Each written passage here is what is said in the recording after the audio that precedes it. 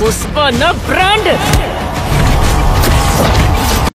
புஷ்பா நான் பார்த்துட்டேன். புஷ்பா 2வை இது சொல்கிறதுக்கு எனக்கு ரொம்ப பெருமையாக இருக்குது. அதாவது இந்த படம் பார்க்கறதுக்கு முன்னாடி ஒரு சில முக்கியமான விஷயங்கள் நீங்கள் பண்ண வேண்டியிருக்கும். என்னென்னு பார்த்தீங்கன்னா KGF Part 1 Part 2 பார்த்துருங்க. அப்புறம் சலார் இருக்குது பார்த்தீங்களா, அதில் அந்த பிராண்டிங் ஒரு சிம்பிள் மாதிரி ஒன்று இருக்கும், அதெல்லாம் நல்லா மனசில் ஏற்றிக்கோங்க. அதுக்கப்புறம் காந்தாரா படம் ஒரு 2-3 வாட்டி பார்த்துருங்க.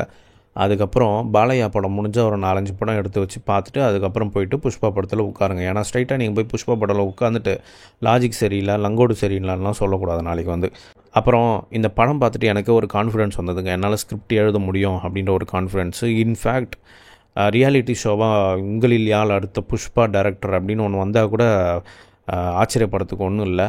ஏன்னு பார்த்தீங்கன்னா நீங்கள் யார் வேணால் எழுதலாம். ஏன்னா நம்மளுக்கு தேவையானது ஒன்றே ஒன்று தான், ஒரு பயங்கரமான ஒரு ஹீரோ. அவர் நினச்சா என்ன வேணால் பண்ண முடியும். சிஎம் ஆக முடியும், கடவுளாக ஆக முடியும், வானத்துலேருந்து பூமிக்கு குதிக்க முடியும், என்ன வேணால் பண்ண முடியும். அது மட்டும்தான் தேவை. அதுக்கப்புறம் கொஞ்சம் சென்டிமெண்ட்டு, பயங்கரமான ஃபைட் சீன் 2-3. அதில் இந்த படத்தில் கடிக்கிற ஃபைட் ஒன்று இருக்குது, அதை நீங்கள் பார்த்தே ஆகணும்.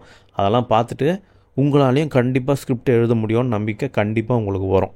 இந்த படத்தை நீங்கள் பார்த்துட்டிங்கன்னா நீங்கள் என்ன நினைக்கிறீங்கன்னு கமெண்ட் செக்ஷனில் சொல்லுங்கள். தேங்க்யூ. அதே மாதிரி ஸ்கிரிப்ட் நீங்கள் புஷ்பா 3க்கு ரெடி பண்ணிட்டாலும் கமெண்ட் செக்ஷனில் சொல்லுங்கள். நன்றி. அடுத்த வீடியோவில் சந்திப்போம். பை.